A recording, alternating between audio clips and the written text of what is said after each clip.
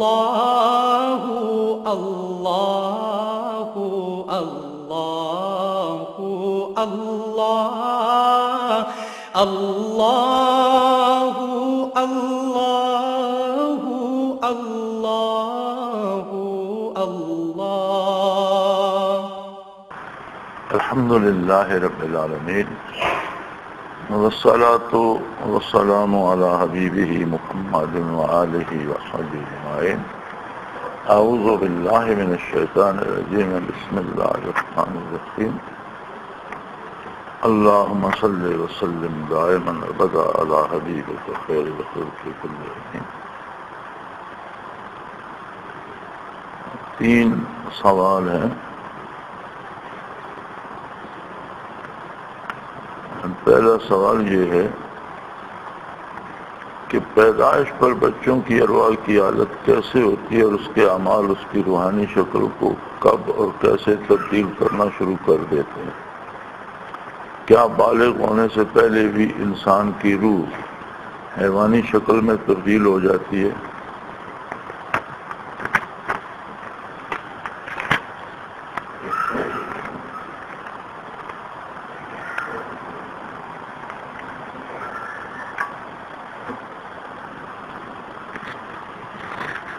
نبی کریم صلی اللہ تعالی علیہ وآلہ وسلم نے فرمایا،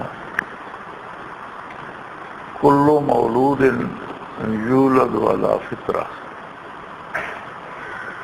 ہر پیدا ہونے والا بچہ فطرت کے مطابق، قانون قدرت کے مطابق انسانی فطری صلاحیتیں لے کر پیدا ہوتا ہے۔ ثم ابواہ یحودانہ او یمجسانہ او ینصرانہ، پھر اس کے والدین، ماحول، معاشرہ اسے یہودی یا نصرانی یا مجوسی یا مختلف الخیال بنا دیتا ہے، کما قال رسول اللہ صلی اللہ علیہ وسلم۔ ایک بنیادی بات یاد رکھ لیں، یہ بچپن، جوانی، بڑھاپا، یہ سارے اعمال بدن پہ وارد ہوتے ہیں، روح پر نہیں۔ روح عالم امر سے ہے،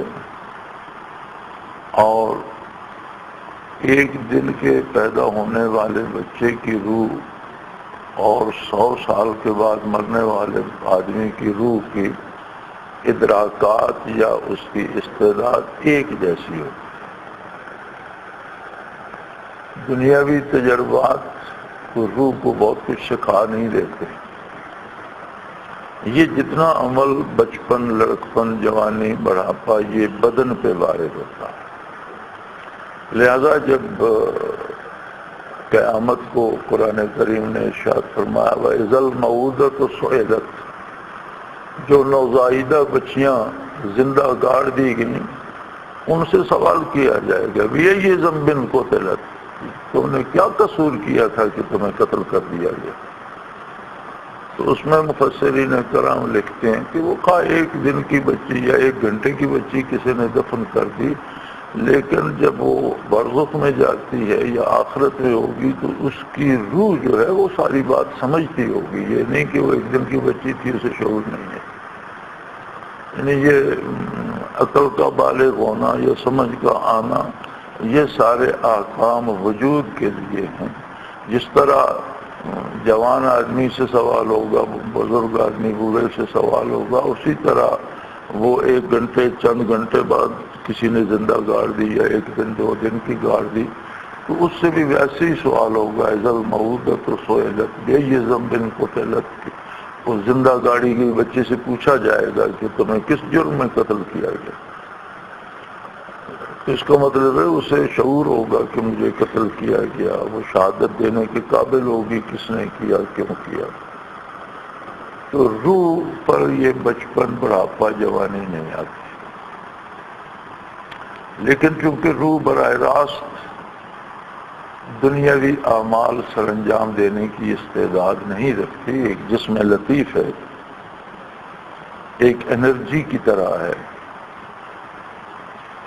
تو اللہ نے اسے مادی جسم عطا کیا۔ اب یہ مادی جسم جو ہے اس کی قادر مطلق نے ایک ترتیب بنائی ہے. اب وہ قادر ہے، اب اس نے اپنی قدرت کاملہ دکھانے کے لیے تو عیسیٰ علیہ السلام کو، کہ وہ ایک دن کے بچے تھے تو انہیں کلام کرنے پہ بھی قدرت دے دی، اپنی نبوت کے اعلان پہ بھی قدرت دے دی، احکام و نواہی بھی انہوں نے بیان کی حالانکہ وہ 1-2 دن کے بچے تھے. تو وہ شعور، بولنے کی طاقت ان کے وجود کو عطا کی گئی، ورنہ روح تو بچے بوڑھے میں ایک ہی جیسی ہوتی ہے. اور روح کا مختلف شکلوں میں تبدیل ہونا انسانی کردار سے تعلق رکھتا ہے، اور وہ بلوغت کے بعد ہوتا ہے. جب اس پہ احکام شریعت وارد ہوتے ہیں تو بنیاد ہوتی ہے ایمان. اگر ایمان نہ ہو، بندہ ایمان قبول نہ کرے، تو روح کی شکل انسانی نہیں رہتی بلکہ ناپسندیدہ، حرام اور بدترین جانوروں جیسی ہو جاتی ہے. پھر آگے اس کا کردار ہوتا ہے کہ اس کا کردار کیا کرتا ہے.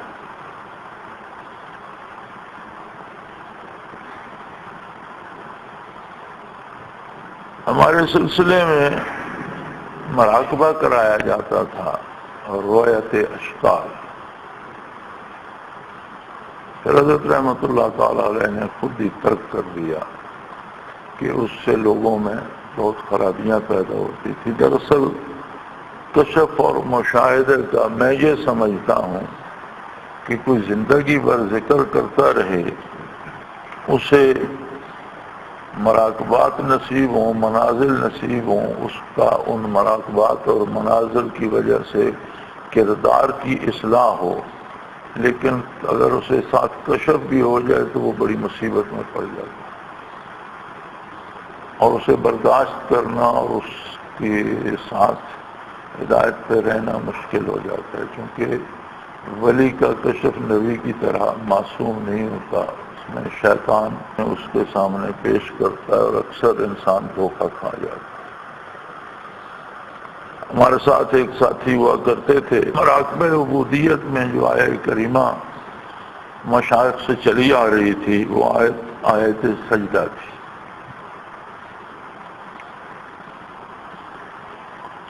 تو تسبیح کے طور پر پڑھی جاتی تھی، اور ظاہر ہے کہ تلاوت کا سجدہ پڑھنے سننے والوں پہ واجب ہو جاتا ہے. تو سوال یہ پیدا ہوا کہ جب بھی ہم یہ مراقبہ کرتے ہیں تو چلو جو مراقبہ کر رہا ہے وہ تسبیح اگر بلند آواز سے پڑھتا ہے، ذکر کرا رہا ہے، تو خود تو شاید سجدہ کر لے، لیکن جتنے لوگ ذکر کر رہے ہیں انہیں تو پتہ بھی نہیں ہوگا کہ آیت سجدہ کیا، جس سے سجدہ واجب ہو گیا. تو اس کا کیا کیا جائے؟ حضرت رحمۃ اللہ علیہ چکوال تشریف لائے ہوئے تھے. ایک ساتھی ہوتے تھے حکیم فضل کریم کا مطلب تھا بازار کے اندر، اس کے پیچھے بڑا کھلا سا انہوں نے گھر بنایا ہوا تھا جو خالی تھا، ان کے بچے کے اور گھر تھا ان کا، رہتے تھے. تو وہ پیچھے بہت سی عمارت ان کے پاس تھی، اس میں ٹھہرے ہوئے تھے، بہت سے احباب بھی تھے. ایک ساتھی ہوتے تھے، ان کے مشاہدات بڑے اچھے تھے. تو حضرت نے انہیں مخاطب کر کے فرمایا کہ بھئی یہ بات تو مشائخ سے، حضرت کی عادت مبارک تھی، ساتھیوں کو کہہ دیتے تھے کہ بھئی یہ حضرت سے بات پوچھ لو، یہ فلاں بزرگ سے پوچھ لو، یہ فلاں سے بات کرو. تو مجھے یاد ہے حضرت نے اسے فرمایا کہ بھئی حضرت کی خدمت میں یہ مسئلہ پیش کرو، ہم تو نہیں بدل سکتے، ہمیں تو جو تسبیحات سکھائی ہیں انہیں بدلنا ہمارے بس میں نہیں ہے، ہم تو وہی پڑھیں گے، تو حضرت جی سے پوچھ لو. تو اس نے، حالانکہ وہ حافظ نہیں تھا،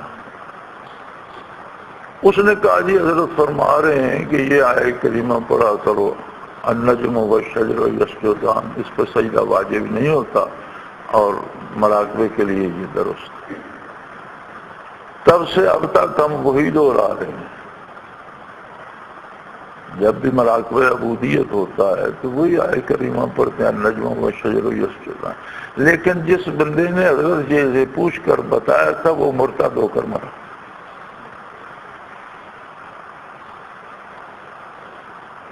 پھر اسے اپنے ہی مشاہدات میں غلطیاں لگیں، پھر اس نے خود اندازے لگائے، پھر اس سے جاتے جاتے سب کچھ چھوٹ گیا، وہ خود مرتد تصوف ہو کر مرا، مر گیا ہے اب نہیں ہے، لیکن وہ خود محروم ہو کر مرا۔ اور سلسلے میں وہ آئے کریمہ پر نہیں قیامت تک اس طرح چلتی رہی۔ تو مراقبہ اقرا کرتے تھے حضرت، روایت اشکال جب جماعت زیادہ ہوئی پھیلی تو حضرت نے وہ بند کر دیا، 2 مراقبات 3 مراقبات چھوڑ دیے گئے، ایک روایت اشکال، ایک مراقبہ موتو قبل ان تموتو، اس میں سارا برزخ، موت، اس کے منازل، کس طرح موت سے گزرتے ہیں، کس قبر میں کیا ہوتا ہے، حشر کیسے قائم ہوگا، قیامت کے، وہ سارا منظر سامنے آ گیا۔ اور ایک ہوتا تھا نباتات جمادات سے بات کرانے کے لیے، مجھے اس کا نام اب ذہن میں نہیں آ رہا، مدت ہی چھوڑ دیا تو نام بھی بھول گئے، تو وہ کرا دیا جاتا تو پھر بندہ پتھروں سے، درخت سے، جڑی بوٹیوں سے بات کرنے کی سمجھ آ جاتی تھی۔ تو یہ تینوں حضرت نے، اس لیے حضرت رحمۃ اللہ کو مجتہد فی التصوف لکھتے پڑھتے ہیں ہم، کہ آپ نے بہت سے اجتہاد کر کے بہت سی چیزوں سے ان کو بچایا لوگوں کو، اور بہت سا نئے راستے۔ تو اس روایت اشکال میں ہوتا یہ تھا کہ وہ بندے کو ہدیت پہ لے گئے، پھر اسے نیچے لا کے شہر کے اوپر کھڑا کر دیا اور القاء کر کے بتایا کہ اب شہر میں دیکھو لوگوں کی شکلیں کیا ہیں۔ تو جس طرح کی موذی جانوروں کی عادتیں، آدمی کا اخلاق اس طرح سے ہو جائے تو اس طرح کی شکل بن جاتی ہے۔ جیسے شراب خور اور یہ جو اس طرح کے لوگ ہوتے تھے وہ عموماً خنزیر کی شکل میں نظر آتے، یہ لوگ دوسروں کی ایذاء کے در پہ رہتے ہیں اور منصوبے جوڑتے رہتے ہیں، اسے پریشان کرو، اسے عموماً سانپ کی شکل میں نظر اس طرح۔ تو اگر کسی کی شکل حلال جانور کی نظر آتی تو اس کا اندازہ یہ ہوتا تھا کہ اس میں ایمان باقی ہے، ایمان باقی ہو تو نجات کی امید ہوتی ہے۔ تو یہ جو شکل کی تبدیلی ہے یہ روح کی اصل نہیں ہوتی، بلکہ جب اس کا کردار بالغ ہوتا ہے اس پہ ایمان لانا فرض ہو جاتا ہے، وہ نہیں لاتا، اتباع شریعت اس پہ ضروری ہو جاتی ہے، لازمی ہو جاتی ہے، وہ نہیں کرتا۔ تو اگر ایمان ہو اعمال نہ ہوں تو شکل حلال جانور کی رہتی ہے، جیسے جانور ہے، انسانی درجے کو نہیں پہنچے۔ اعمال بھی خراب ہو جائیں اور ایمان بھی جاتا رہے تو شکل کسی حرام یا موذی جانور جس کے ساتھ اس کی عادتیں ملتی ہوں اس طرح کی ہو جاتی ہے۔ لیکن یہ سب جب بدن بالغ ہوتا ہے، چونکہ جو بچے کفار کے بھی نابالغ مر جاتے ہیں ان کے بارے بھی علماء کی 2 آراء۔ بعض حضرات نے تو یہ فرمایا کہ جنت میں جو غلمان ہوں گے، نوعمر لڑکے جو جنتیوں کے خادم ہوں گے، ان میں ان بچوں کو بھی شامل کر دیا جائے گا جو پیدا تو کافروں کے ہاں ہوئے لیکن بلوغت سے پہلے مر گئے، ایمان لانے کے مکلف نہیں تھے، تو اللہ انہیں دوزخ میں نہیں بھیجے گا، جنت کے مالک نہیں ہو سکیں گے کہ نہ وہ ایمان لائے نہ کوئی عمل کیا، لیکن جو غلام ہوں گے ان میں انہیں شامل کر دیا جائے۔ دوسری رائے حضرات کی یہ ہے کہ محشر میں ان کے سامنے آگ پیش کی جائے گی، حکم دیا جائے گا کہ اس میں چھلانگ لگا دو، تو بظاہر قرآن کریم میں موجود ہے، یہ تو قرآن نے بتایا کہ بظاہر تو وہ آگ ہوگی لیکن اس کے پیچھے جنت ہوگی، جو چھلانگ لگائے گا وہ جنت میں پہنچ جائے گا، اور جو نہیں لگائے گا بہانے کرنے لگے گا، یا اللہ میں نے تو کیا کچھ نہیں، میں بالغ ہی نہیں ہوا تھا، مجھے آگ میں کودنے کا حکم کیوں دیا جا رہا ہے، میری مشکل ہے۔ تو فیصلہ ہو جائے گا کہ تمہیں جہنم ہی جانا ہوگا، تم دنیا میں بھی ایسے ہی جب میرے روبرو میری اطاعت نہیں کر رہے تو دنیا میں تم میرے نبی سے میری بات سن کر کب مانتے؟ تو حق یہ ہے کہ یہ دونوں چیزیں ہوں گی. کچھ ایسے خوش نصیب ہوں گے جنہیں ظلمات میں شامل کر دیا جائے گا، کچھ ایسے ہوں گے جن کے اندر یہ خواہش ہوگی کہ ہمیں بھی آزمایا جاتا. تو اللہ دلوں کے بھید جانتا ہے. کچھ ایسے ہوں گے جن کا مزاج تسلیم کرنے کا ہوگا، وہ اس طرف چلے جائیں گے. کچھ کے مزاج میں ایک سوال ہوگا کہ ہم پر تو آزمائش ہی نہیں آئی اور ہمارا فیصلہ کیسے ہو رہا ہے، تو انہیں اس آزمائش سے دو چار کر دیا جائے گا. بہرحال روح نہ بچہ ہوتی ہے، نہ جوان، نہ بوڑھی. بزرگ کی روح بھی اتنی توانا اور تندرست ہوتی ہے اگر اس کا ایمان درست ہو، اعمال صالح ہوں تو اس میں زیادہ قوت آتی چلی جاتی ہے. جسم بوڑھا بھی ہو جائے روح زیادہ طاقتور ہو جاتی ہے، اور جسم جوان اور تنومند بھی ہو اور ایمان نہ ہو تو روح کا ہونا نہ ہونا برابر ہو جاتا ہے. جیسا زندہ انسانوں کو قرآن کریم نے مردہ کہا ہے کہ ان مردوں کو آپ سے فائدہ نہیں ہوگا، وہ کفر کی وجہ سے ارواح میں زندگی نہ آئی اور انہیں مردہ کہا. دوسرا سوال یہ ہے، اگر انسان کی روحانی شکل حلال جانور میں تبدیل ہے، کیا اس حالت میں بھی خاتمہ ایمان پر ہو سکتا ہے؟ اور ذکر الہی سے کتنی مدت میں روح حیوانی شکل سے انسانی شکل میں واپس آ جاتی ہے؟ کیا حرام جانوروں کی شکل میں بھی روح واپس انسانی شکل میں آ جاتی ہے؟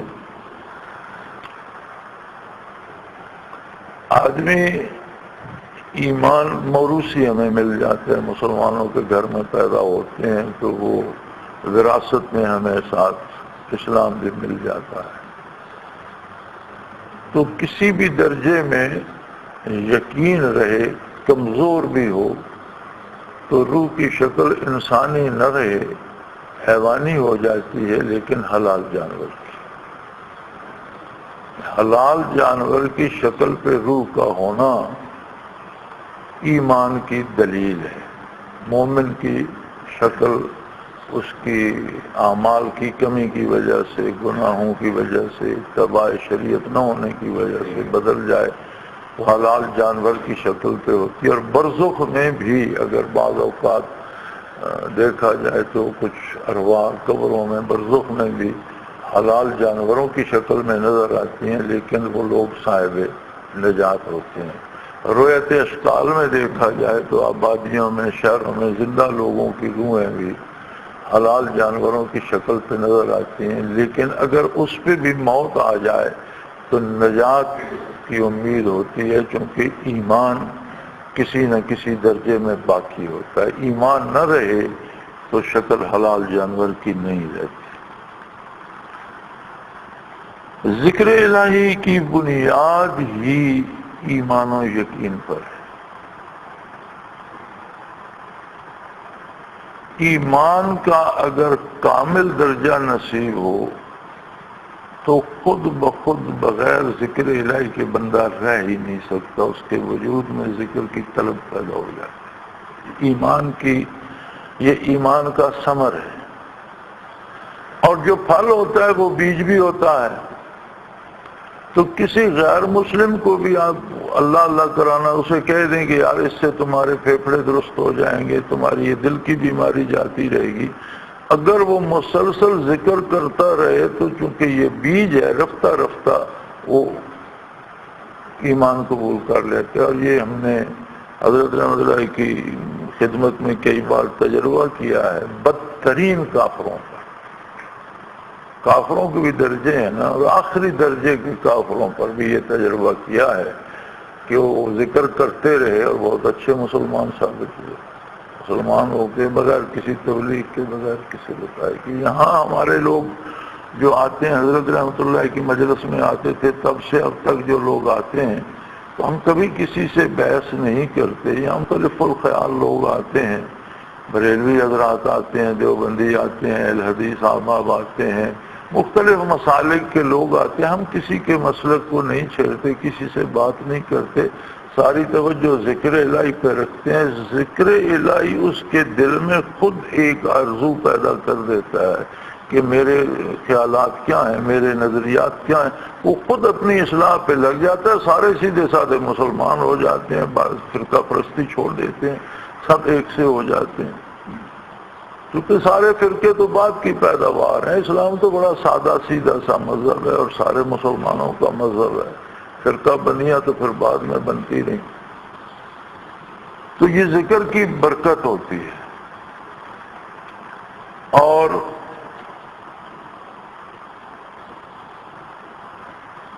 لطیفہ قلب بھی اگر روشن ہو جائے تو روح کی شکل انسانی ہو جاتی ہے۔ اور ہمارے اس نسبت ویسیہ میں الحمدللہ یہ برکت ہے کہ ایک توجہ سے سارے لطائف روشن ہو جاتے۔ یہ الگ بات ہے کہ کس میں کتنی روشنی قبول کرنے کی استعداد ہے، پھر وہ کتنی محنت کر کے اسے اور کتنا بڑھاتا ہے۔ تو جب بھی ذکر نصیب ہو تو روح کی شکل بدل جاتی ہے۔ میں مکاشفات کی بات کر رہا تھا، تو وہ زمانہ تھا، اس زمانے میں گاڑیاں نہیں ہوتی تھیں، بہت کم بسیں ہوتی تھیں، ٹرانسپورٹ بہت کم ہوتی تھی، اکثر سفر پیدل ہوتے تھے۔ تو حضرت رحمۃ اللہ علیہ تشریف لاتے تھے زندہ شاہ بلاول، کیونکہ وہاں سے تو کوئی بس چکرالے تک جاتی نہیں تھی، پھر وہاں سے بس پہ بیٹھے، واپسی پہ وہاں اترے اور واپس گئے۔ تو ایک شاگرد ہوتے تھے حضرت رحمۃ اللہ علیہ کے، قاضی صاحب تھے چکرالے کے، انہوں نے ایک گھوڑی رکھی ہوئی ہوتی تھی، تو وہ کوشش کرتے تھے کہ حضرت نے جانا ہو تو میری گھوڑی حاضر ہو، اور حضرت نے واپس آنا ہو تو میں وہ گھوڑی لے کے وہاں پہنچ جاتے۔ لیکن ہر بار ایسا نہیں ہوتا تھا، وہ کبھی انہیں پتہ چلتا کبھی نہ چلتا، کوئی کے پروگرام ایسے ہوتے تھے اور اکثر سفر پہ رہتے۔ تو حضرت رحمۃ اللہ علیہ بہت تیز چلتے تھے، چھوٹا قدم لیتے تھے اور بڑے تیز قدم لیتے تھے، اور عموماً ساتھی 50-60 گز پیچھے رہ جاتے تھے، پھر دوڑ کے مل گئے، پھر پیچھے رہ گئے۔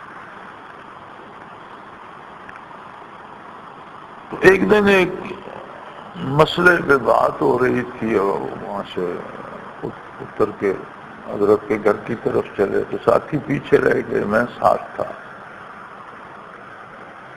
تو حضرت نے فرمایا یہ مسئلہ تو ہم نے برزخ میں فلاں بزرگ سے حل کروایا تھا، ان کی کتاب میں نے دیکھا تھا، پھر میں نے قاضی صاحب سے کہا کہ چلو ان سے بات کرتے ہیں۔ لیکن یار عجیب بات ہے، جب ہم ان کے قبر میں گئے اور دیکھا تو وہ تو عذاب میں مبتلا تھے، اور فرشتے مار رہے تھے، زنجیر پڑے ہوئے تھے، مسلسل مار پڑ رہی تھی۔ تو میں نے کہا قاضی صاحب اس کا کیا کریں، ہم تو مسئلہ پوچھنے آئے تھے، اور بہت بڑا نام ہے ان کا، بہت بڑا نام ہے، تو علماء میں بھی اور صوفیاء میں بھی بہت بڑا نام ہے، تو یہ کیا تماشا بن گیا۔ تو حضرت فرماتے تھے ہم نے کوشش کی، اس وقت حضرت رحمۃ اللہ علیہ عرشوں کے ابتدائی منازل میں آپ کے مراقبات، حضرت مجھے پھر وہ قصہ سنایا، حضرت نے، ساتھی پیچھے تھے، ہم آگے جا رہے تھے، وہ پوری بات حضرت نے سنائی کہ قاضی صاحب نے اور میں نے کہا جی چلو ان پہ القاء کرتے ہیں انوارات اور ان کی جان چھوٹے، تو ہم کرتے رہے، کوئی فرق نہ پڑا۔ تو میں نے کہا قاضی صاحب یہ بات ہم سے تو تکڑی ہے، پھر کیا کریں؟ میں نے کہا چلو بارگاہ نبوت میں عرض کرتے ہیں۔ پھر ہم بارگاہ علی میں حاضر ہوئے، حضور نبی کریم صلی اللہ علیہ وسلم کی خدمت میں عرض کی کہ فلاں بہت اس نے محنت کی، مجاہدہ کیا، اس کی کتابیں ابھی تک لوگوں کی رہنمائی کر رہی ہیں، تفسیر میں، حدیث میں، فقہ میں، ہر شعبے میں امام تھے، تصوف میں امام تھے، یا رسول اللہ پتہ نہیں کس جرم میں پکڑے گئے، تو ہم سے تو وہ فرشتے نہیں باز آ رہے۔ تو انہوں نے فرمایا کہ نبی صلی اللہ علیہ وسلم نے ہماری گزارش سنی اور آپ نے اس طرح چشم کرم ادھر پھیری ایک دفعہ، تو آپ کے نگاہ کرنے سے فرشتے رک گئے، چھوڑ کے چلے گئے، زنجیریں ٹوٹ کر گرنے لگ گئیں، اور ہم نے دیکھا کہ ان کی شکل رفتہ رفتہ تبدیل ہو رہی ہے۔ تو پہلے تو سیاہ اور ڈرونی سی شکل تھی، پھر رفتہ رفتہ وہ چند لمحوں میں تبدیل ہوتے ہوتے انسانی شکل میں آ گئے۔ تو فرمانے لگے ہم نے ان سے ملاقات کی، بات کی، اور انہوں نے کہا بھئی دیکھو تم نے مجھ پہ بہت احسان کیا ہے، میرا جی چاہتا ہے کہ میں کھڑا ہو کر تمہارا استقبال کروں، لیکن صدیاں بیت گئی، مار کھاتے مجھ میں اٹھنے کی ہمت نہیں ہے، مار کھا کھا کر میری ہڈیاں جو ہیں وہ خاک بن چکی ہیں، بے جان ہو چکی ہیں، میں اٹھ نہیں سکتا۔ فرمانے لگے میں نے کہا صاحب سے کہا کہ صاحب نے ذکر کرا، ہم نے انہیں لطائف کرائے، پھر مراقبات کرائے، عہدیت کرائی، معیت کرائی، اقربیت کرائی، سارے کعبہ پہ لے گئے، پھر فنا پھر رسول میں جب گئے تو کہنے لگے کہ میرے لیے بس ہے، بس اس سے آگے مجھے مت لے، میری منزل یہی ہے، میں یہاں پہنچ گیا، یہ میرے لیے بات ہے، میں یہاں پہنچ گیا، یہ اللہ کا بہت بڑا احسان ہے، میں کہاں چلا گیا تھا، کہاں سے کہاں آ گیا، تو بس آپ مجھے یہاں چھوڑ دیں۔ تو فرمایا حضرت نے کہ نبی کریم صلی اللہ علیہ وسلم نے 2 جوڑے کپڑوں کے منگوائے، بہت خوبصورت، بہت قیمتی، جنت کا لباس تھا، ایک جوڑا انہیں ان بزرگ کو مرحمت فرمایا، اور ایک جوڑا حضرت فرماتے تھے کہ حضور نے فرمایا مجھے کہ یہ رکھ دو، یہ تمہارے لیے ہے، آخر تمہیں بھی یہی آنا ہے، پھر اس وقت پہن لینا، اب اس کا رکھ دو۔ تو میرے ذہن میں سوال پیدا ہوا بڑا کہ انہوں نے آخر کیا کیا تھا، کہ صوفیاء میں بھی ان کا نام بہت چوٹی کے اکابرین میں آتے، اور علماء ظواہر میں بھی ان کی مثال نہیں ملتی۔ تو میں نے پوچھ ہی لیا ڈرتے ڈرتے، حضرت ان سے ہوا جرم کیا ہو گیا تھا، غلطی کیا کی؟ فرمایا ان کے مشاہدات بہت تیز تھے، اور ساری زندگی انہوں نے بہت عجیب چیزیں اور لکھی، کتابیں لکھی مشاہدات پر، اور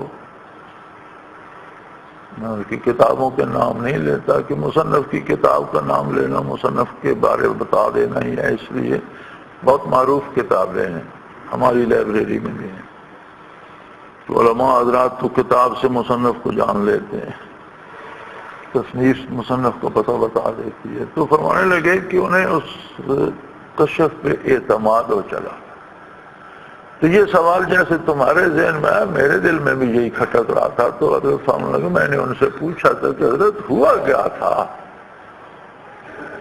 تو انہوں نے فرمایا کہ جب موت کا وقت آیا، فرشتے آ گئے، تو میرے سامنے ایک واضح روشن راستہ کھل گیا، اور اس کے ساتھ ایک اور راستہ، 2 راستے سامنے آئے، اور وہ دونوں راستے قرآن و سنت تھے، دونوں ایک ہی تھے۔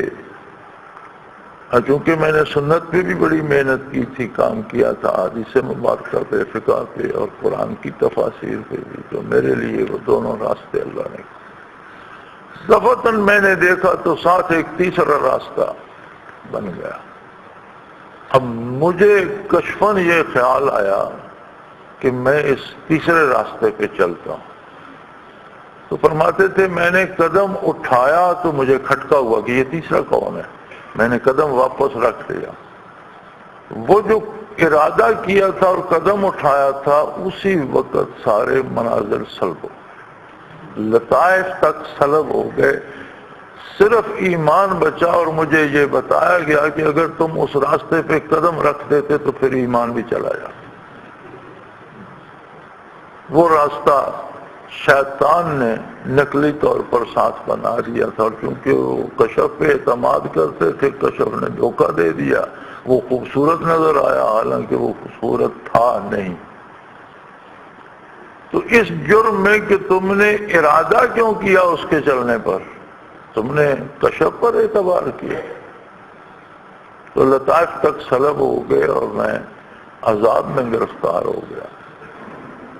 تو اب تک کئی صدیاں اس جرم کی مار کھائی ہے، اب اللہ کو رحم آیا اور آپ لوگوں کو اس کا سبب بنا دیا اور میری بخشش ہو گئی۔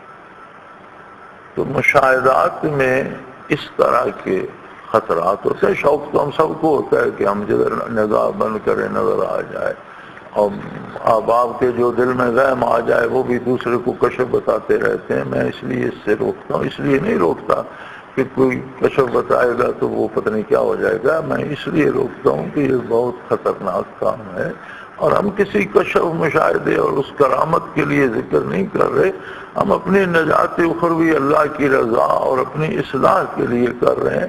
نگاہ اصلاح پہ رہنی چاہیے کہ مجھے ذکر کے طفیل کتنی برکات یا توفیق عمل نصیب ہو رہی ہے۔ تو یہ آپ کے، میرا تو خیال ہے سارے سوالوں کے جواب اس میں آ گئے، لیکن بہرحال یہ دوسرا سوال کہ ذکر الہی سے کتنی مدت میں روح حیوانی انسانی شکل، اس کے لیے مدت کی ضرورت نہیں ہوتی، ایک لمحے میں بھی اللہ کریم کی قدرت سے ہونا ہوتا ہے، انوارات و تجلیات باری سے ہونا ہوتا ہے، ایک لمحے کا کام ہے، ہو جاتا ہے۔ تیسرا سوال یہ ہے کہ جب انسان فوت ہوتا ہے تو کیا اس کی روح قبر میں اسی دنیا والی شکل میں عذاب و ثواب سے گزرتی رہتی ہے؟ قبروں سے اٹھائے جائیں گے تو کیا اسی صورت میں ہوں گے یا دوسری ہوں گی؟ تو میرے خیال جواب تو اس کا بھی ہو گیا کہ قبر میں روح کی شکل وہی ہوتی ہے جو دنیا میں اعمال کی وجہ سے اس کی بن جائے، اور جن کو عذاب ہوگا ان کی شکلیں نہ صرف روحوں کی مصف ہوں گی بلکہ ان کے وجود کی شکلیں بھی مصف ہو جائیں گی۔ اور یہ حدیث شریف میں موجود ہے کہ کوئی شخص دوزخ میں انسانی شکل میں نہیں جائے گا، کیونکہ یہ شکل، یہ چہرہ، یہ اس طرح کا جو رخ ہے، یہ تو انبیاء کرام، صحابہ کرام اور خود نبی کریم صلی اللہ علیہ وسلم کا رخ انور اور پرنور چہرہ اسی شکل، انسانی شکل پہ، لہذا جہنم میں کوئی جہنمی انسانی شکل میں نہیں جائے گا، شکلیں مسخ ہو جائیں گی، کوئی بندر ہوگا، کوئی خنزیر ہوگا، کوئی کچھ ہوگا، کوئی جس طرح دنیا پہ شکلیں مسخ ہو گئی اور بن گئے، احساسات انسانی ہوں گے، ادراکات انسانی ہوں گے، بات کریں گے، بات سنیں گے، لیکن شکلیں انسانی نہیں ہوں گی۔ اور اسی طرح میدان حشر میں جب پیش ہوں گے تو بھی وہی شکل ہوگی جس شکل میں اسے عذاب ہونا ہے یا جن کی نجات ہونی ہے، ان کی چہرے روشن شکلیں انسانی ہوں گی۔ اور جتنے جتنے کسی کے درجات بلند ہوتے ہیں اتنا اتنا روح میں حسن بھی آ جاتا ہے، جمال بھی آ جاتا ہے، روشن ہو جاتا ہے چہرہ، خوبصورت ہو جاتا ہے، بلکہ اہل جنت پہ کبھی نہ آئے گی بڑھاپا آئے گا نہ چہرے مسخ، بلکہ بہت خوبصورت جوان ہوں گے، نہایت حسین ہوں گے۔ نبی کریم صلی اللہ علیہ وسلم نے فرمایا کہ جنت کی حور اگر ایک ہتھیلی آسمان سے اس طرح ظاہر کر دے تو سورج کی روشنی مانگ پڑ جائے۔ اگر اتنا حسن جنت کی حوروں کو ملے گا تو یہ جنت کی حوریں دنیا کی مسلمان عورتوں اور مسلمان مردوں کی کنیزیں اور غلام ہوں گے۔ تو اگر غلاموں اور کنیزوں کو اتنا حسن ملے گا تو جنہیں اللہ جنت کا مالک بنائے گا ان کے حسن کا کیا عالم ہوگا وہ وہی جانے، یہاں بیٹھ کر اندازہ نہیں لگایا جا سکتا۔ تو میرے خیال میں جواب تو ان سارے سوالوں کے اس ایک واقعہ میں بھی آ گئے۔ تو کوشش یہ ہونی چاہیے کہ ذکر کا اصل جو پھل ہے، ثمر ہے، نتیجہ ہے، یا جو ہمیں حاصل کرنا ہے یا جس پہ ہمیں توجہ رکھنی ہے، وہ یہ ہے کہ کتنی قوت ایمان میں آتی ہے جتنی قوت ایمان و یقین میں آتی ہے اتنی اصلاح کردار و عمل کی ہوتی جاتی ہے، یہ یاد رکھ لیں۔ اگر ایمان میں قوت نہیں ہوتی اور بندہ نمازیں بھی پڑھتا ہے، روزے بھی رکھتا ہے، عبادت کرتا ہے، حج بھی کرتا ہے، تو وہ سارا دکھاوا بن جاتا ہے، منافقت بن جاتی ہے، ان اعمال سے بجائے سدھار کے بگاڑ پیدا ہوتا ہے۔ جو اعمال ایمان و یقین کے نتیجے میں کیے جاتے ہیں ان میں خلوص ہوتا ہے، للہیت ہوتی ہے اور ترقی درجات کا سبب بنتے ہیں۔ ورنہ منافقین نے بھی تو نبی کے وسلم کا مبارک زمانہ پایا، آپ کے ساتھ نمازیں پڑھی، آپ کے ساتھ سفر کیے، سفر و حضر میں ساتھ رہے، لیکن نفاق کی وجہ سے محروم رہے۔ تو نفاق یہ ہوتا ہے کہ جب ہم اعمال کرتے ہیں تو ان میں رضائے الہی کی طلب نہیں ہوتی، یہ ہوتا ہے کہ لوگ مجھے نیک سمجھیں، میری شہرت ہو جائے، میں بزرگ کہلاؤں، کوئی میرے پاؤں دھلا دیا کرے، کوئی میرے وضو مجھے کرا دیا کرے، کوئی میرے لیے کھانا بنا دیا کرے، کوئی بستر بچھا دیا، میں ایک بزرگ اور مقدس بن جاؤں اور لوگ میرے پیچھے پھریں، یعنی اپنی بڑائی کا خیال پیدا ہو جاتا ہے۔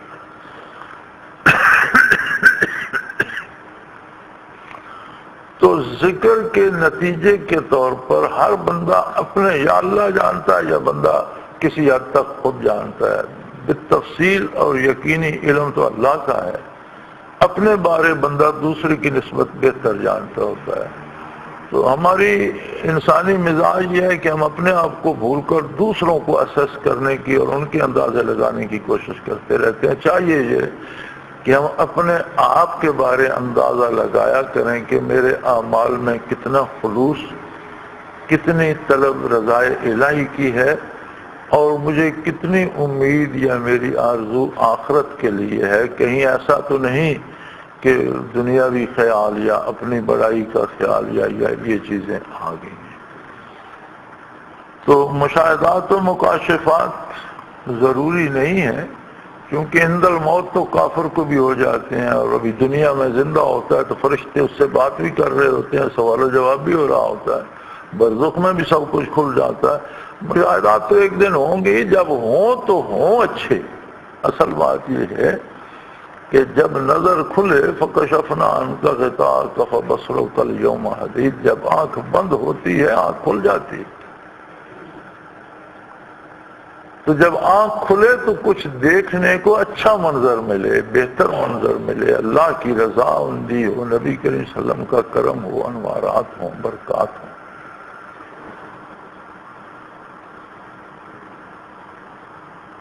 تو میرے خیال میں آپ کے سوالوں کے جواب تو ہو گئے، اور کسی نے سوال کیا نہیں ہے، تو میں نے کوشش تو کی ہے، اللہ کرے بات سمجھ میں آ جائے۔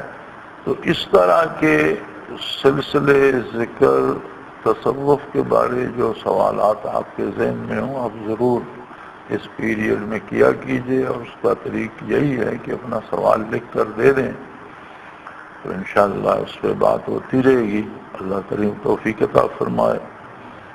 باقی جو سوالات آپ کے ذہن میں ہوتے ہیں فقہی اور روزمرہ کے امور کے بارے، تو آپ کے پاس علماء حضرات تشریف فرما ہیں، ان کے لیے صرف مجھے کہنے کی ضرورت نہیں ہے، مجھ سے زیادہ پڑھے لکھے لوگ، اہل علم، فقہ سے واقف علماء حضرات یہاں موجود ہوتے ہیں۔ کسی ساتھی کو کوئی بات پوچھنی ہو تو ساتھیوں سے ضرور پوچھ لیا کریں، کیونکہ پوچھنے سے ہی پتہ چلتا ہے۔ تو ہمارا یہ جو تھوڑا سا پیریڈ ہوتا ہے یہ صرف تصوف کے لیے ہوتا ہے، دوسرے امور کے لیے نہیں۔ تو اس موضوع پہ جو سوال ہوں وہ آپ مجھے بتا دیا کریں۔ اللہ کریم ہم سب کی حفاظت فرمائے، ہدایت پہ رکھے، توفیق عمل عطا کرے، ہمارے ٹوٹے پھوٹے اعمال کو قبول فرمائے، اور دنیا و آخرت میں اپنی امان و حفظ میں رکھے، رسوائی سے پناہ دے، اور خاتمہ ایمان پہ نصیب فرمائے۔ الحمدللہ رب العالمین، والصلاة والسلام علی حبیبہ۔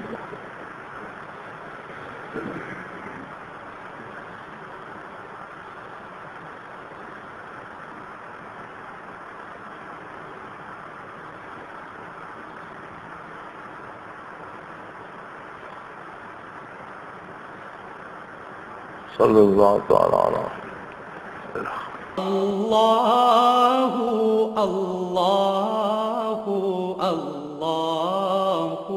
اللہ اللہ اللہ اللہ اللہ۔